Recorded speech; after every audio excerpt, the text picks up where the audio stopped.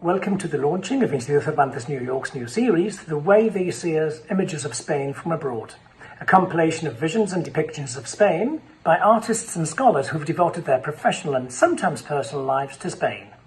In this, our first chapter, we have British reporter, researcher and writer William Chislett, who's recently published the book Microhistoria de España, contada por un británico, which has already gone into its second edition and has been highly praised by the likes of Sir John Eliot, Paul Preston or Felipe Fernández Armesto, amongst others. Instituto Cervantes' mission statement is the promotion of the Spanish language and the cultures of Spanish-speaking countries. That's what we do best, isn't it? And we've been doing so for the past 30 years. In fact, this very month, we're celebrating our 30th anniversary. I don't think we Spaniards are that good at listening to people telling us what we look like or sound like. We are traditionally better at banging our own drums or blowing our own trumpet, aren't we?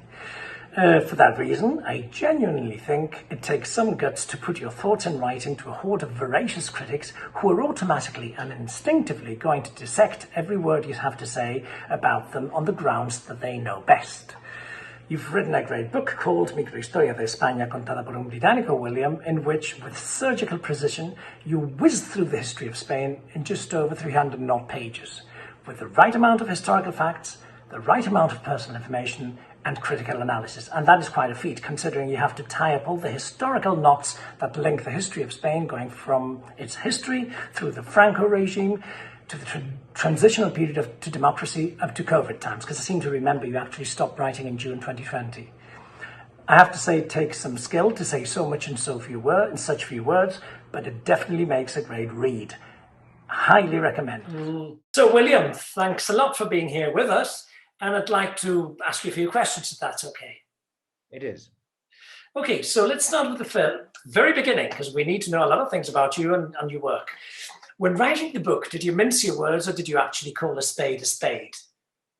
I think I call a spade a spade. No reason to mince my words, and it would have been very unprofessional. And furthermore, the publisher, neither of the English version of the book in 2013 or the Spanish version of the book in 2020, considerably longer than the English version, would have wanted me to do so. And I didn't. I've always had a very open, honest and transparent relationship with Spain, which essentially is one of love. And occasionally there's a bit of love as well as hate on things. For example, why do Spaniards have to speak so loud, which they do? Incidentally, when my mother first came here in the mid-1970s and we were in a bar with her, she kept saying to me, God, why are the Spaniards always fighting among themselves? As if, she thought the Civil War was going to start all over again. And I said, no, they're not fighting. This is just the way they speak normally. They just happen to speak louder than you and I do. Apparently, some surveys have showed actually that the noise level in Spain actually is quite a bit louder than in most other countries, if not all other countries. And there's something else. I remember my grandmother used to say that we spoke like machine guns. It was very syllabic, probably for her. Yeah. But let's go back a bit again. So, what led you to make Spain the focus of your attention? Well, it's the focus of my attention because I have worked and lived in Spain for around 40 years. First as a correspondent in the 1970s, and then since 1986, and I'll fill you in on the years between. I came here in 74 because my then girlfriend, now wife, was teaching here. And I had finished my journalistic exams and career, and I could do with a holiday and sort things out. And so I came here and not as a journalist. In fact, I taught English for a time at the Instituto Garrett, for which I was highly unqualified. In fact, on one occasion, I confused cojones with cajones. Oh, God. A classic. I told my students that I was about to open a drawer. Voy a abrir unos cajones, bro. Anyway, I met quite early on a chap called Harry de Balius, who was then the quite well-known correspondent for the Times of London. He was looking for someone to help him because he was convinced that Franco was going to die. If not in 74, certainly in 75, he was right. So I began to work for him, which was a real break for a 24-year-old. It wasn't normal, and probably still isn't normal, that you would go from a provincial newspaper, a weekly furthermore, to not only a daily, but one of the world's best known dailies of its time. But that's what happened to me. And in fact, I'm eternally grateful to General Franco, because without his death, I would not have been able to do that. And that was something, incidentally, that I told the Spanish Cortes when I was invited to participate in an event commemorating the 40th anniversary of Spain's democratic constitution, the Constitution of 78. And in autumn of 2018, 40 years later, Ana Pastor invited me to speak about the role of the Spanish press in the transition, which in fact is not an issue, it's much well known. And I had to say, with all honesty, that it was thanks to Franco that I'm here. Well, so I then went to Mexico for 6 years with the Financial Times, covering Mexico, Central America, and Cuba. Came back to London in '86 to work in the head office of the Financial Times, with also 2 small adopted Mexican children. After less than 2 years, it was clear that neither my wife nor I were very happy in London, bit of a cultural shock, having been away for 10 years. We had bought a house in Castilla Mancha in the 70s on our first time here. We were keen to recover it. So I took what my father-in-law thought was a very stupid decision. I quit the FT, came back to Madrid in 1986, the year that Spain joined the European Union, and that was a deliberate decision. And like to think that I'd never really looked back. There were many reasons for coming back here. Not least of all, I wanted my children to be much more bilingual than their father, and they are.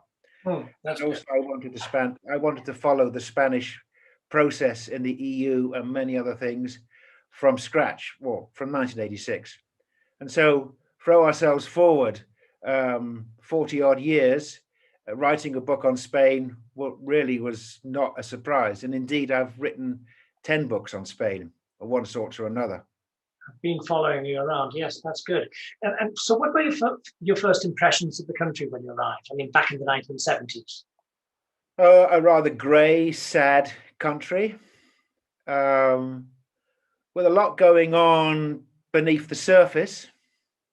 Above the surface, it appeared that everything was kind of semi-normal, and Franco was obviously entering into his last years, but underneath the surface, things were beginning to happen in the form of parties which were then illegal beginning to form themselves, conversations about what would happen after Franco, all that kind of thing, all of which, of course, fascinated me and played a major role in me deciding to stay in Spain on that first time round, not go back to England as I could have done. If I look back on that period, it seems that Spain was another country totally. And an English novelist, Delby Hartley, who's well known for writing The Go-Between, once said that the past is a foreign country. And if I apply that to Spain, I think Spain was a totally different country then. So, and have you perceived a substantial change in the country over the years? Profound change, which is illustrated in a table in my book. I believe that some tables often tell you more than several thousand words. This table shows Spain in 1978 and Spain in 2019. I have to admit that table is amazing. I'm going to use it as a cheat sheet, I'm telling you. Yeah, well, I keep updating it, but it really is quite phenomenal, some of the changes that have happened here, and I won't bore people with them. I will just hope they buy the book and look at the table or use it. But this is a country that is unrecognizable from 40 or more years ago. For example, throwing out statistics, your average Spaniard lives longer than your average Brit and your average American. Foreign investment in Spain and out of Spain by Spanish companies has ballooned. All the standard statistics like cars, televisions are like any other European country. This is a normal European country now, but the change has been quite remarkable. That's amazing, yeah. And thinking about the book, I mean, I've read it very thoroughly, and I highly recommend it. To be honest, I wanted to ask you, what was for you? I mean, what was the most challenging historical episode to write about, and why? Well, I should preface that by saying that the idea of writing the history of a country in 300 pages is totally absurd. But that was the brief given. It began, you should remember, as a book in English by Oxford University Press, part of a series called What Everyone Needs to Know, which 7 years later came out in Spanish as Microhistoria and is quite a bit longer. So they did not want me to write 500 pages because they would have had to cut 200 roughly. So you have to be highly selective. And I can be easily criticized. Why didn't you mention this? Why didn't you mention the other? So I had to do a huge condensation of Spanish history. And I am open to any criticisms of what I should have put in. The most challenging aspect, I think, probably was to reduce to a couple of pages the Spanish Civil War. Oh. By the way, Paul Preston says more books have been written about the Spanish Civil War than about the Second World War. And there are hundreds, if not thousands, that have been written about the Second World War. So for me to reduce the Spanish Civil War to whatever number of pages there are in the book was a huge challenge. But I was quite pleased when Michael Portillo, former defense minister, half Spanish, his father incidentally was a professor of law at Salamanca, who ended up in exile in London. Michael presented the English version of the book at the Cervantes in London and said that he had learned quite a lot about the Civil War from my few pages. I mean, it's amazing the way you sort of knotted the whole thing together, how you could link the whole thing together without losing track of anything, because as you said, it's just a couple of pages and it gives you a quick reminder, clear as day, of exactly what happened in every single episode of the Civil War. I'd like to think that was my journalistic training, particularly with the Financial Times, for getting to the grit, the heart of things, in hopefully an amenable way. Great. Now, if you had to extract something about the people of Spain, what trait of the Spanish people, I mean, the way of being, would you recommend them to change, if any? And what would you tell them they should be most proud of? Well, the thing they should be most proud of, and which I think the younger generation either doesn't know about or has not been taught about, is the transformation of Spain over the last 40 years. I find it very sad that Spanish students in secondary education really learn very little of their recent history. That's not to say that we Brits learn a lot about our recent history, but I think I learned a bit more about my recent history when I was in secondary school than the Spaniards do today. What do I bemoan the most about Spain? Well, the political class, quite frankly.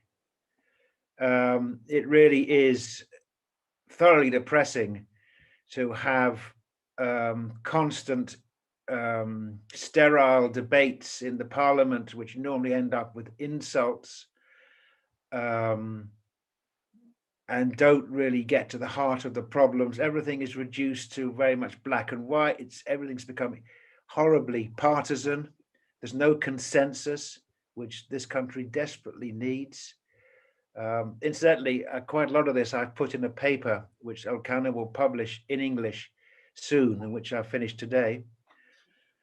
That, I think, for me, is the saddest part of Spain, that's not carrying on the spirit of consensus that existed after Franco died, and which enabled the transition to be relatively peaceful, apart from the Basque terrorist group ETA, which carried on and actually killed far more people after Franco than it did during Franco's regime. The political system needs to be more attuned with what the country needs.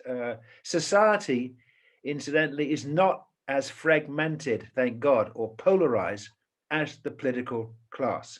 Right. And last but not least, because I want to leave on our viewers to read the book afterwards, because the way you explain all these things are is so amazing that, I mean, I think they should really have a go at the book themselves. I've got another question to finish. Have any of your opinions of Spain changed all of these years? I don't think so.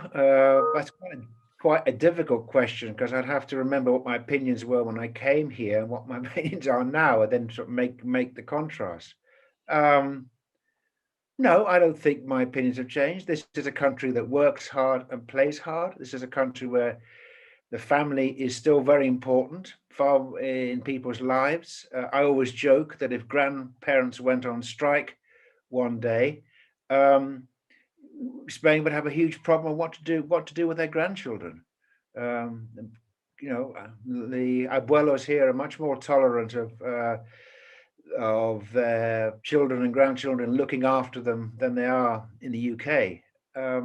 So the strength of the family here, that hasn't changed at all, really. It's weakened. It's not the same. It can't be the same. It's different generation, but it's one of the many positive points here.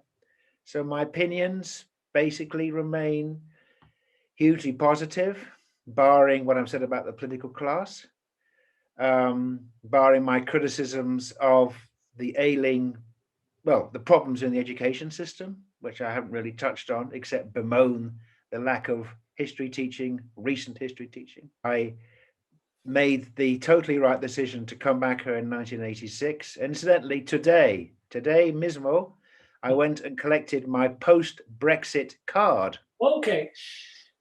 Which was remarkably easy to do. By the way, actually much more easier for Brits to get their post-Brexit card in Spain than it is for Spaniards to get the equivalent in the UK, which just shows, I think, basically that Spain loves foreigners. That's very true. Well, I mean, William, it's been such a pleasure having you here today with us, and I'll leave everybody to having brewing in their mind the idea of reading Una microhistoria de España contada por un británico. That's the actual title. And thank you very much for being here with us and taking your time to explain your views on Spain, and telling us that your book is a must.